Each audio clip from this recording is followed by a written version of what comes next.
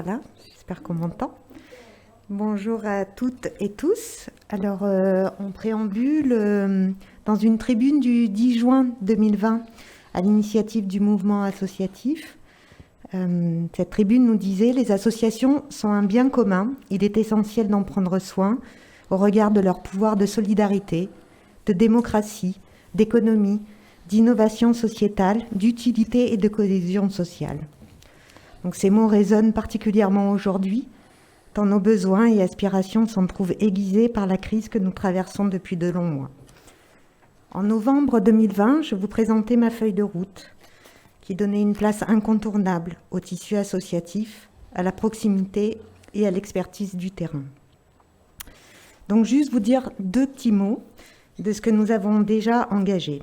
Donc nous travaillons à la diversification et l'enrichissement. Excusez-moi, j'ai un peu du mal avec de l'offre socioculturelle et sportive dans les centres municipaux d'animation du 6-8. Un diagnostic et une synthèse de l'utilisation des équipements transférés ont été réalisés grâce au concours des responsables de centre et du service animation. Je les remercie.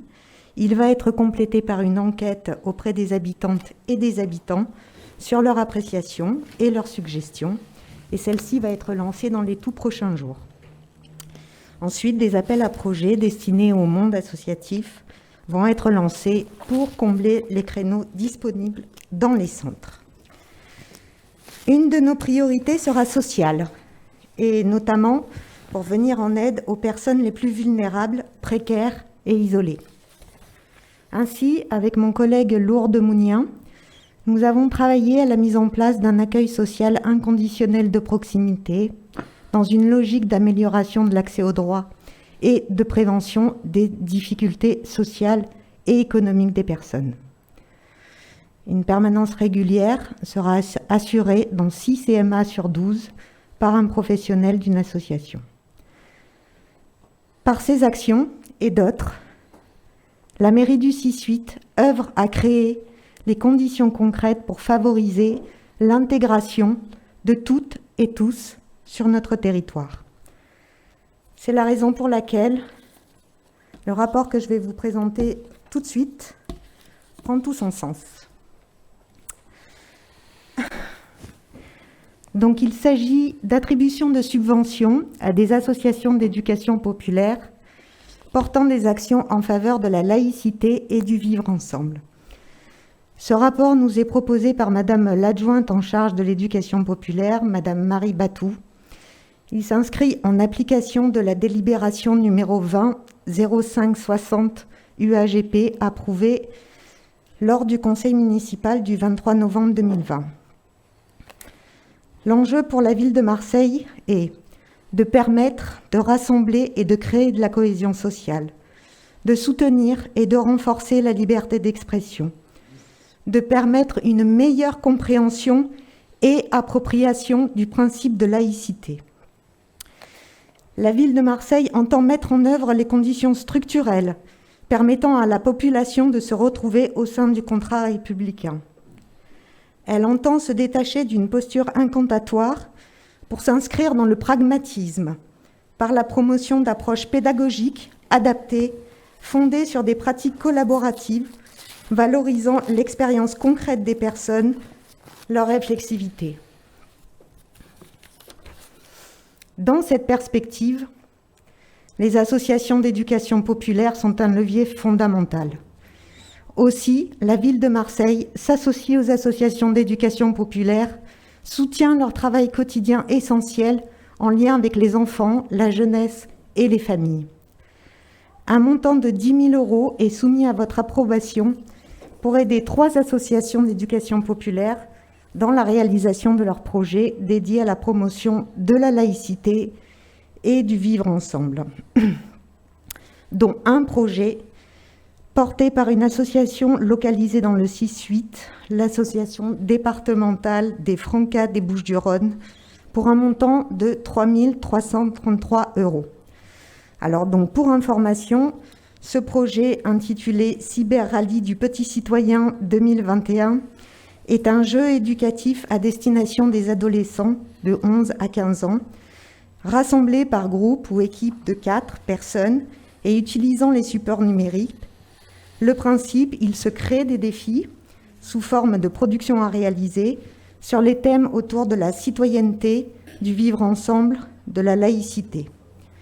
Ils mettent en ligne donc leurs défis et lors d'un grand rallye Internet, ils coopèrent pour répondre entre eux aux questions et énigmes posées par d'autres groupes et par des recherches documentaires via le net, leur expérience et la réflexion collective, ils y répondent.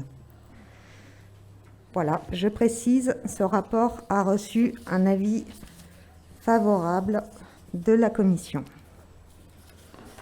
Une intervention? Non, nous allons procéder au vote. Qui vote contre? Qui s'abstient? Le rapport est adopté et nous allons passer au rapport numéro 9, toujours présenté par Madame D'Agostino. Alors, donc ce rapport soumis à votre approbation concerne l'attribution de subventions à des associations agissant en faveur des mémoires des anciens combattants et rapatriés, donc au titre de l'année 2021. Cette délibération, ce rapport est proposé par Madame l'adjointe en charge des familles, des mémoires et des anciens combattants, Madame Lisette Narducci. Après examen des dossiers, la répartition des crédits de l'année 2021, donc il vous est soumis la répartition des crédits de l'année 2021 pour un montant de 5 000 € pour soutenir 7 associations d'anciens combattants, dont une localisée dans le 6-8, l'association des Amis des Français libres de la région Sud et Corse, pour un montant de 500 €. Donc, ce rapport a reçu un avis favorable de la Commission. Une intervention, des questions? Madame Pila. Merci, Monsieur le maire, Mesdames et Messieurs les élus. Bien évidemment, nous voterons favorablement ce rapport puisqu'il est tout à fait normal de subventionner des associations en faveur des mémoires des anciens combattants et des rapatriés. Toutefois, à l'heure où nous constatons un déclin des valeurs et cette déconstruction de l'histoire qui s'amorce, permettez-moi de vous dire que nous avons été particulièrement choqués de l'absence du maire de Marseille aux cérémonies commémoratives du 8 mai à la Porte d'Aix.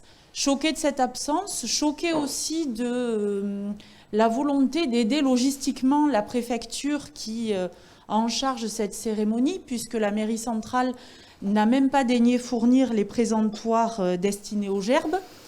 Donc ce que les Marseillais en retiendront, c'est une absence notable du maire de Marseille. Ce que les enfants en retiendront, c'est une partie de foot improvisée avec ces fameuses gerbes. Et ce que les anciens combattants en retiendront, c'est au mieux de l'indifférence, au pire du mépris, malgré des subventions votées. Merci. Madame Juste. Madame Pila, il me semble que le maire avait prévu d'honorer à sa façon les anciens combattants dans l'hôtel de ville, mais peut-être que cela vous a échappé. Toutefois, je voulais vous dire que pour la deuxième fois, j'ai été assez choquée d'un manque de respect républicain. Le maire n'a pas souhaité, le maire de secteur n'a pas souhaité en faire état, mais moi je vous le dis, pour la deuxième fois, vous n'avez pas attendu le maire de secteur pour déposer des gerbes à la place Vauban, et pour la deuxième fois après le 11 novembre, c'est un affront républicain.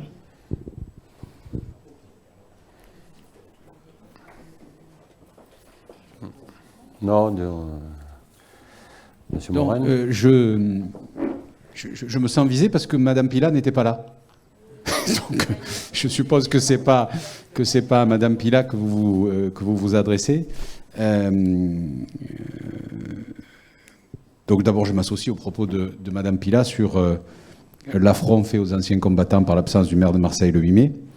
Évidemment, à chaque 8 mai et à chaque 11 novembre, une gerbe est déposée au pied de l'escalier monumental de l'hôtel de ville par tous les maires de Marseille depuis des temps immémoriaux. Mais en plus, c'est évidemment le représentant des 860 000 Marseillais, même lorsqu'ils n'ont pas voté pour lui, se doit d'être présent à la cérémonie officielle du 8 mai comme du 11 novembre, devant le monument aux morts de la ville de Marseille, comme les 36 000 maires de France. S'agissant de la place Vauban, le comité d'intérêt des quartiers et diverses associations ont organisé un dépôt de gerbes à 10 h du matin. Vous n'avez pas réussi à vous coordonner avec eux, c'est votre affaire. En tant que conseiller départemental des Bouches-du-Rhône, j'ai donc déposé la gerbe au milieu de la population qui était présente à 10 h et pas à midi, seul, comme vous vous êtes trouvé, avec seulement 3 élus, ce qui est peu pour une commémoration. Non, on va peut-être arrêter, c'est pas la peine de polémiquer. Disons, on peut rentrer dans ce jeu pendant longtemps, mais je pense pas que ça mérite que je vous réponde sur le sujet, Monsieur Morène, parce que on va en rester là. Je crois que il vaut mieux qu'on en reste là. Donc on va procéder au vote. Qui vote contre? Qui s'abstient? Le rapport est adopté. Rapport numéro 10, Madame D'Agostino. Oui, eh bien, sans transition, donc. Le rapport qui vous est proposé, donc qui est soumis à votre approbation, concerne l'attribution de subventions d'équipement à diverses associations. Donc ce rapport nous est proposé par Monsieur l'adjoint en charge du lien social, de la vie associative, des centres sociaux, du bel âge et de l'animation urbaine, Monsieur Ahmed Edadi. Donc il nous est proposé d'attribuer des subventions d'équipement pour un montant de 29 500 € à 13 associations, dont 2 localisées dans le 6-8.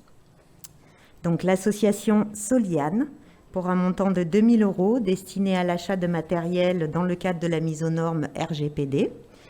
Donc pour information, l'association Soliane est une association d'aide et de soutien aux familles d'enfants en situation de handicap, qui a été créée en 2003.